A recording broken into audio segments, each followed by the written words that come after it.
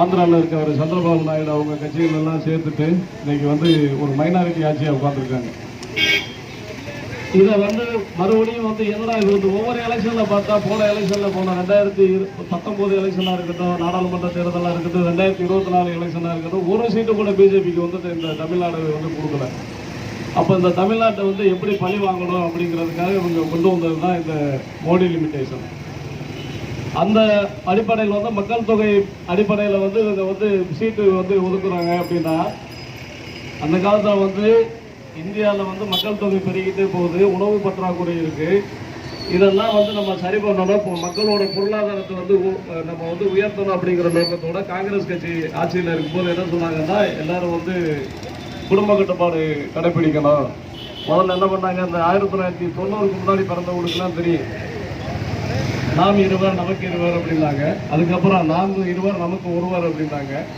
ஒரு குழந்தை போதும் வீட்டுக்கு அப்படின்னு சொல்லிட்டு அதை வந்து அரசாங்கத்தோட திட்டங்களை வந்து மிக சிறப்பாக அதை கடைபிடித்து அதை நிறைவேற்றி அதில் சாதித்து காமிச்ச மாநிலங்களில் வந்து முக்கியமானது தான் நம்ம தமிழ்நாடு.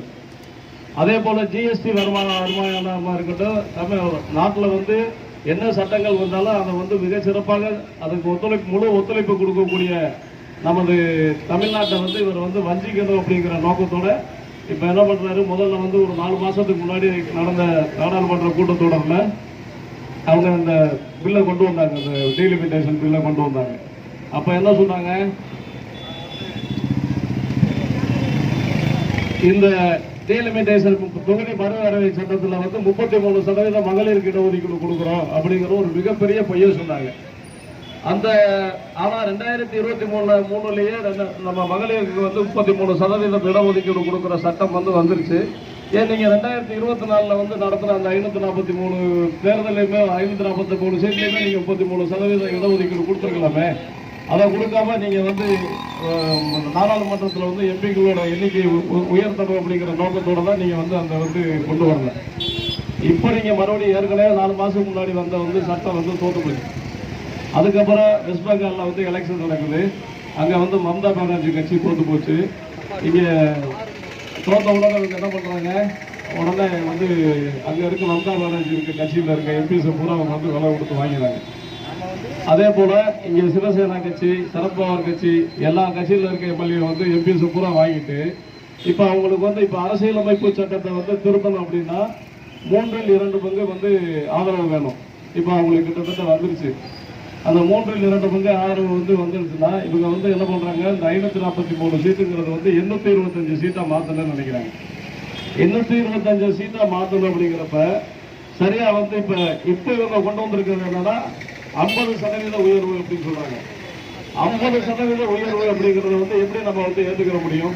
50% உயர்வு அப்படின்னா தமிழ்நாட்டுக்கு வந்து இப்போ 39 இருக்கு, 50%னா 20 சீட்டு சேர்த்து 59 சீட்டாக வரும்னு சொல்கிறாங்க. அதே நேரத்தில் வந்து உத்தரப்பிரதேசத்தில் வந்து ஏற்கனவே 80 சீட்டு இருக்கு, அதையே 143 மாத்துறாங்க. 120 தான் வரணும், 143 சீட்டு கொண்டு வராங்க. இந்த மாதிரி மக்களை வந்து மோசடி பண்றதுலேயே இருக்காங்க.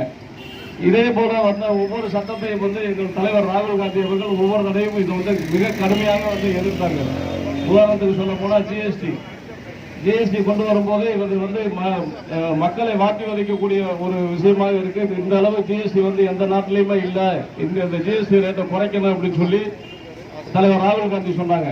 ஆனால் அவங்க முதல்ல கொண்டு வந்த ஜிஎஸ்டி வந்து 28% ஜிஎஸ்டி கொண்டு வந்தாங்க. அப்புறம் என்னாச்சு, ஒரு நாள் கழிச்சு இப்போ லாஸ்ட்டாக ஒரு வருஷத்துக்கு முன்னாடி இந்த ஜிஎஸ்டி ரேட்டை வந்து 5, 12, 5, 18 சொல்லி 2 இதுக்கு மாற்றினாங்க. அதே போல 3 கருப்பு வேளாண் சட்டங்களை கொண்டு வந்தாங்க. அதையும் வந்து காங்கிரஸ் கட்சி வந்து முழுமையை எதிர்த்தது, அதையும் வந்து இவங்க வந்து ரத்து பண்ணாங்க.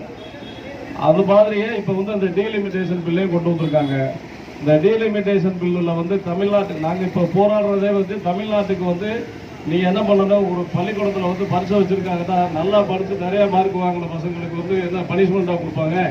ஒன்றுமே, அதாவது கவர்மெண்ட் சொல்கிறது குடும்ப கட்டுப்பாடு பண்ணுங்க, உங்களுக்கு நிறையா சலுகைகள் தரேன்னு சொன்னாங்க. குடும்ப கட்டுப்பாடு பண்ணி மக்கள் தொகையை கட்டுப்படுத்தி வந்து சலுகைகளை எதிர்பார்க்கிற மாநிலங்களுக்கு வந்து குறைவாகவும் சொன்ன பேச்சை கேட்காம அடாவடித்தனம் பண்ணிட்டு இருக்க ஒரு மாநிலத்துக்கு வந்து குடும்ப கட்டுப்பாடு கிடையாது, அங்கே வேலை வாய்ப்பு இல்லை, மக்கள் தொகை வந்து உயர்ந்துகிட்டே இருக்கு, அவனுக்கு வந்து நிறையா கொடுப்பேன் அப்படின்னா அப்போ சொன்ன பேச்சை கேட்டதுக்கு வந்து என்ன அர்த்தம்? இப்படிதான் அவங்க வந்து நாட்டுல வந்து ஜாதி மதம் சொல்லி பிரிச்சுக்கிட்டு இருந்தவங்க இப்ப ஒவ்வொரு மாநிலங்களுக்குள்ள என்ன பண்றாங்க, அந்த பிரிவினை வந்து தூண்டும் விதமா நடந்துட்டு இருக்காங்க. இதை வந்து நம்ம போன தடவை வந்து எல்லா கட்சியும் நம்ம தமிழ்நாட்டில் உள்ள அனைத்து அரசியல் கட்சிகளும் சேர்ந்து இந்த அந்த மசோதாவை வந்து தோற்கடிச்சாங்க.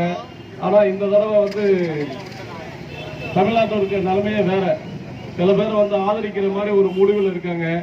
அதை எங்க தலைவர் வந்து எங்க கிட்ட தான் முதல்ல சொன்னாங்க, யாரெல்லாம் தமிழ்நாட்டுக்கு விரோதமாக செயல்படுகிறார்களோ அவர்களெல்லாம் தமிழ்நாட்டிற்கு எட்டப்பர்கள் என்று. அந்த எட்டப்பர்கள் ஒரு வார்த்தை சொன்னதுதான் போதும். இங்க வந்து யாருன்னே தெரியலங்க, ஒரே ஒரு